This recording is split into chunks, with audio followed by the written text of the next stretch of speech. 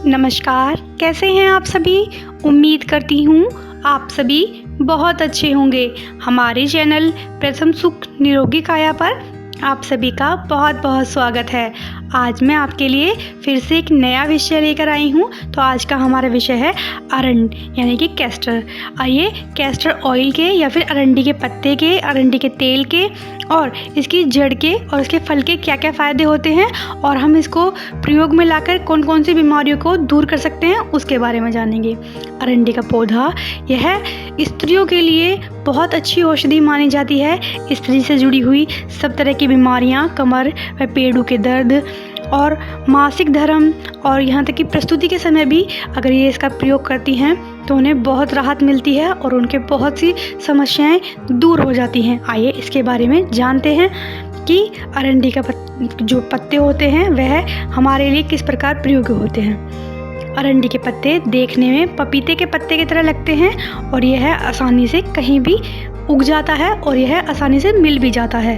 अरंडी के पत्ते का प्रयोग करके हम मस्तिष्क पीड़ा, पेट दर्द और यहाँ तक कि कमर पेड़ों के दर्द, सूजन, गठिया में बहुत अच्छे से प्रयोग करके इन्हें दूर कर सकते हैं। इसके प्रयोग से हम रतौंधी, कर्ण रोग, मूत्रकक्ष, पथरी, गुदाद्वार और योनि द्वार से संबंधित तकलीफ़ों को भी दूर कर सकते हैं और यह गांठ की समस्या में बहुत लाभकारी होता है। किसी को गांठ हो गई हो तो वह अपने पेड़ों पर या पेट पर इसके पत्तों को तेल में लगाकर इसका बांधते हैं तो 21 दिनों के अंदर अंदर गांठ घुलने लगती है और कम होने लगती है। आइए कैसे कैसे इसका प्रयोग करना है वो जानते हैं। टिप्स नंबर 1, इसके बीजों को पीसकर गर्म करके लेप करने से छोटी संधियां और गठिया की सूजन मिट जाती है। अगर किसी को गठिया की परेशानी रहती है आप इसके बीजों को पीसकर उसे लेप करिए तो आपको बहुत आराम मिलता है। अगर आप इसके बीजों को लेप नहीं कर सकते हैं तो इसके पत्तों को भी तेल लगाकर हल्का सा तवे पर या गैस पर थोड़ा सा से गर्म करके बांधेंगे, उस पर से कपड़ा लपेट लें तो आपकी गठिया के दर्द में बहुत राहत मिलने लगेगी।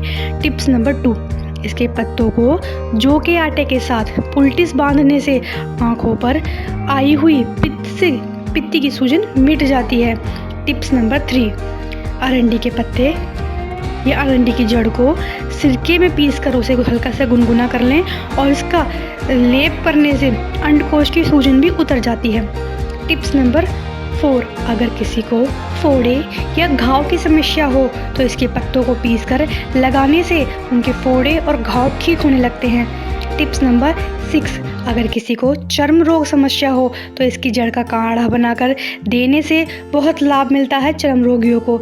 टिप्स नंबर 7, अगर किसी को बवासीर की परेशानी हो तो गुदाद्वार पर इसके पत्तों को पीसकर बांधने से या लगाने से या लेप करने से उसका जो बवासीर का जो खून होता है, खून आना बंद हो जाता है, उसकी जलन दर्द कम हो जाता है और इसके बीज सेवन करने से भी बवासीर रोगियों को बहुत लाभ होने लगता है। टिप्स नंबर 8, अगर किसी को ढीले स्तनों की परेशानी हो या फिर स्तनों में कसावट नहीं रही हो तो इसके पत्तों को सिरके में पीसकर लेप करने से ढीले स्तन कठोर होने लगते हैं।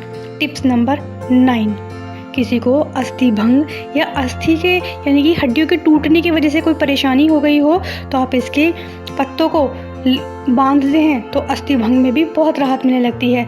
टिप्स नंबर 10, यकृत और तिल्ली रोगियों के लिए भी इसका काढ़ा बहुत लाभकारी होता है।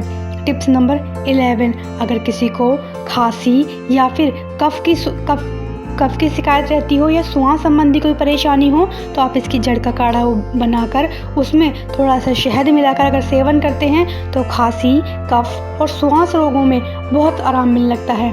अगर किसी माता बहन के मासिक धर्म के समय कमर व पेड़ों में दर्द रहता हो, पेट में दर्द रहता हो तो आप इसके पत्तों को कमर पे या पेड़ों पे अगर इसके पत्तों को बांधते हैं तो कमर के दर्द में बहुत राहत मिलने लगती है। टिप्स नंबर 12, अगर किसी को गांठ हो गई हो, चाहे वो ओवरी में सिस्ट हो चाहे वो ऊपरी हिस्से में सिस्ट हो, अगर आप इसका पत्तों का बांध कर प्रयोग करते हैं तो आपको बहुत राहत मिलने लगती है। टिप्स नंबर 13, इसके पत्ते का क्वाथ पीने से पथरी भी नष्ट हो जाती है, जबकि इसके फूलों को अगर हम इसके फूलों का काढ़ा बनाकर पीते हैं तो हमें गुदाद्वार और योनि द्वार की सभी समस्याएं दूर हो जाती हैं या उनमें आराम मिलने लगता है। टिप्स नंबर 14, किसी को भूख कम लगती हो, भूख के कारण अगर उसके शरीर का वज़न अच्छे से ना बढ़ पा रहा हो तो वह इसके फल को गर्म करके उसका सेवन करते हैं तो उसे भूख लगनी भी स्टार्ट हो जाती है और उसकी बीमारी दूर होने लगती है। टिप्स नंबर 15, अगर किसी को रक्त अतिसार के प्रारंभ में ही अगर अरंडी के तेल दिया जाए तो आव पड़ने पर डर कम हो जाता है। टिप्स नंबर 16, अरंडी का तेल बालों के लिए, हमारी त्वचा के लिए बहुत लाभकारी होता है। टिप्स नंबर 17, अगर हम इसके तेल को दूध में डालकर पीते हैं तो प्रस्तुति के समय हमें पीड़ा कम होती है और डिलीवरी होने में हमें बहुत राहत मिलने लगती है। टिप्स नंबर 18, इसके तेल को दूध में अगर डालकर पीते हैं तो पाचन संबंधी सभी समस्या दूर हो जाती है और हमें पाचन से संबंधित समस्याओं का छुटकारा मिल जाता है। धन्यवाद।